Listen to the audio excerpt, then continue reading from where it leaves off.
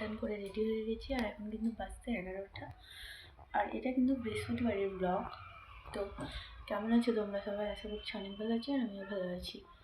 তো আজ হলো আমার শ্বশুরবাড়িতে 7 মাসের ছাদ। তো চলো সারাদিন কী কী করি না করি তো সেটাই তোমাদের সাথে শেয়ার করছি। পুরো ব্লগটা দেখতে থাকো, আশা করছি তোমাদেরও ভালো লাগবে। আমি দেখো সকাল থেকে কিছু খাইনি, আর এখানে কিন্তু মা আমাকে চিড়ে খেতে দিয়ে দিয়েছে। আর আমাদের কিন্তু সকালে চিড়ে খাওয়াটাই নিয়ম আছে কিছু না খেয়ে। আর এখানে দেখো তনয় আমার কোলে বসে আছে, কারণ বাচ্চাকে কোলে নিয়েই খেতে হয়, এরকমই আর কি একটা নিয়ম আছে। কিন্তু দুপুরের জন্য রেডি হওয়ার জন্য বসে গেছি। তো চলো ফুল লুক নিয়ে তোমাদের সামনে আসছি। এখন ফাইনালি শাড়ি পরা হয়ে গেছে, আর এবার কিন্তু মেকআপ শুরু হবে। চলো এই ভিডিওগুলো দিতে কিন্তু অনেক অনেক অনেক দেরি হয়ে গেল। তো আস্তে আস্তে তোমাদের সাথে এগুলোই শেয়ার করছি আর কি। আর আমার শরীরটা যেহেতু দিন দিন খারাপ হচ্ছে, তো এই জন্য ভিডিওগুলো দিতে আর ইচ্ছা করে না। এটা হলো আমার শাড়ির ফাইনাল লুক। তো তোমরা আমাকে কমেন্ট করে জানাবে যে আমাকে কেমন লাগছে।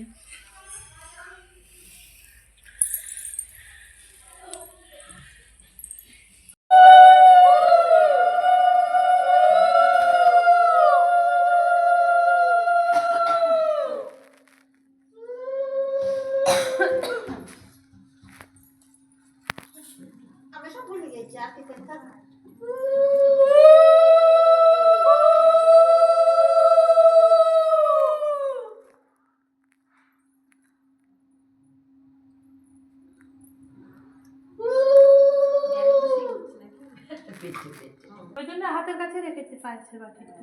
এটা এখানে নিয়ে দে, পায়েস না? না, এটা পনির। জল খাইলাম। জায়গা মাছের পরে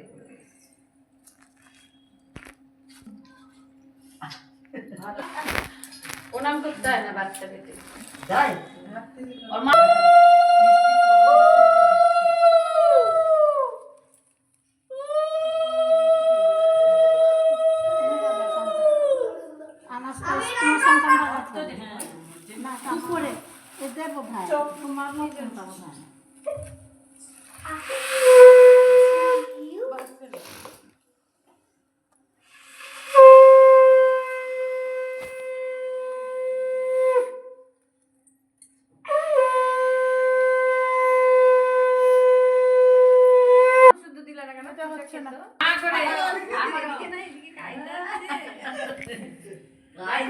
বড় করে হাঁকো, রাখো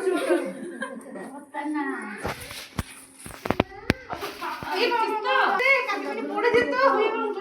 বসো ওখানে বসো। রান দিয়ে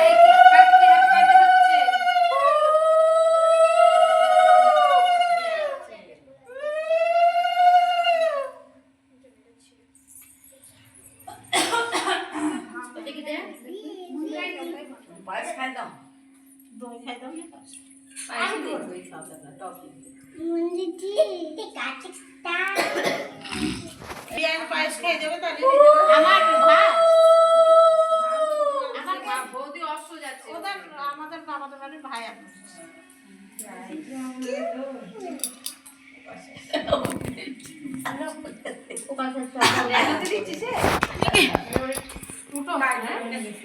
ঠান্ডা হয়ে যাচ্ছে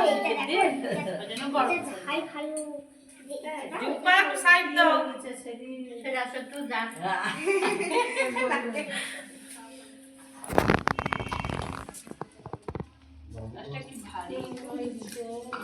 হয়ে গেল, 4-5 জন হয়ে গেল না, 4 দিন হলো। না না তো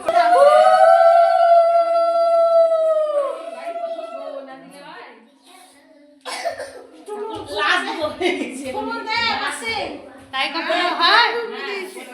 গঙ্গা জলই হয় যত পায়েস খাই দিতি মেয়েকে। পায়েস খেয়ে দিলি তো দোষ নেই। বললাম তো ঘোলা জল হলো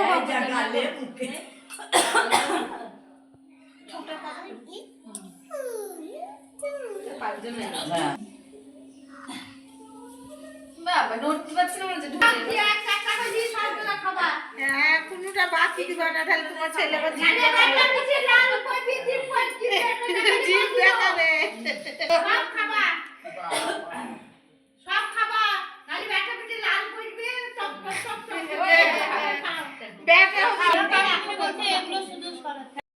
এইদিকে দেখো পাশ থেকে জেঠিমা বলছিল যে সব কিছু খাওয়া না হলে কিন্তু ছেলে মেয়ে যে হবে তোমার লাল পড়বে। আর এদিকে দেখো সঞ্চিতা দি আর মন্দিরা দি ফটোশ্যুট করার জন্য আমাকে কিন্তু বলছিল হা কর, মাছের মাথাটা মুখের সামনে ধরি।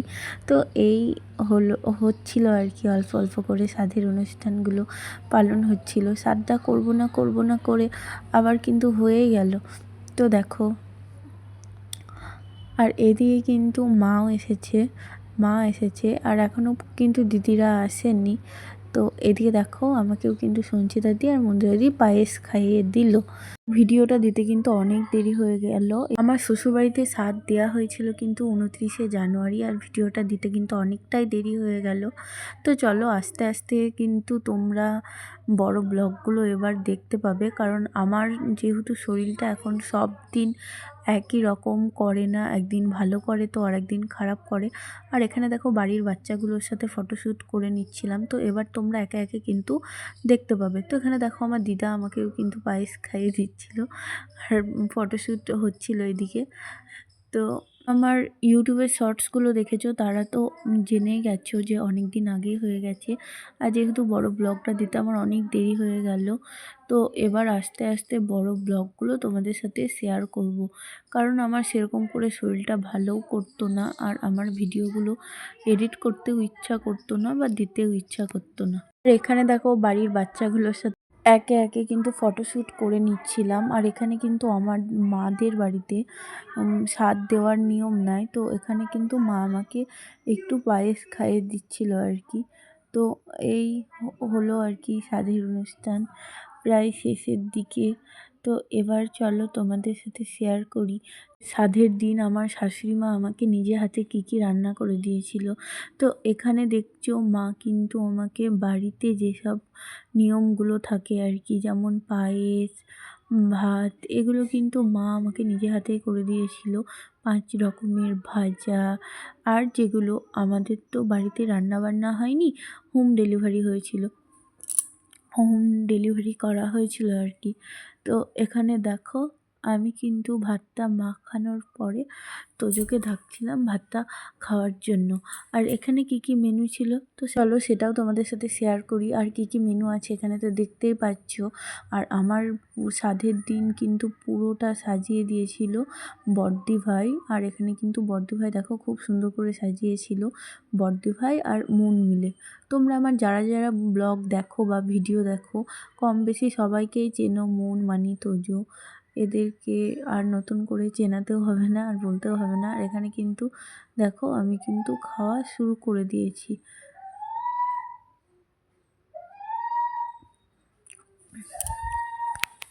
তোমাদের মনে প্রশ্ন আসতে পারে যে সবাই আমাকে খাওয়ালো, তোমাদের দাদাভাই কই? তো তোমাদের দাদাভাই তখন ছিল না, আর খাবার দিতে গেছিলো বাবাকে। আর যেহেতু খাবারটার তাড়াতাড়ি দেওয়ার নিয়ম ছিল, তাই আর কি মা তাড়াতাড়ি দিয়ে দিয়েছিল খেতে। তো চলো আমি এদিকে তো খেতে বসে গেছি, আর বাদ বাকি মানুষগুলো কোথায় খাচ্ছে তো চলো সেটাই তোমাদের সাথে শেয়ার করছি। তো এখানে দেখো মায়ের সাথে কিছু ছবি তুলে নিচ্ছিলাম, তারপরে কিন্তু আমি খাওয়াও শুরু করে দিয়েছিলাম। তো এবার চলো খেয়ে নিয়ে দেখি যে আর বাদবাকি মানুষগুলো কোথায় খাচ্ছে। আর এই যে দেখতে পাচ্ছ তো, একেও চেনো তোমরা সবাই কম বেশি।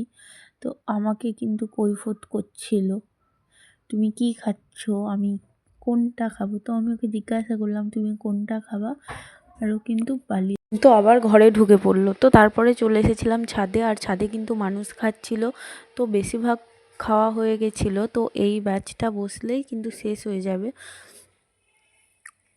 তো এখানে দেখো বাড়ির সবাই খাওয়ার জন্য কিন্তু বসেছিল, মা, মাসি, দিদি। তো তারপরে দেখো তোমাদের দাদা ভাই যারা আর কি বাকি ছিল, তো সবাই মিলে খেতে বসে গেছিলো।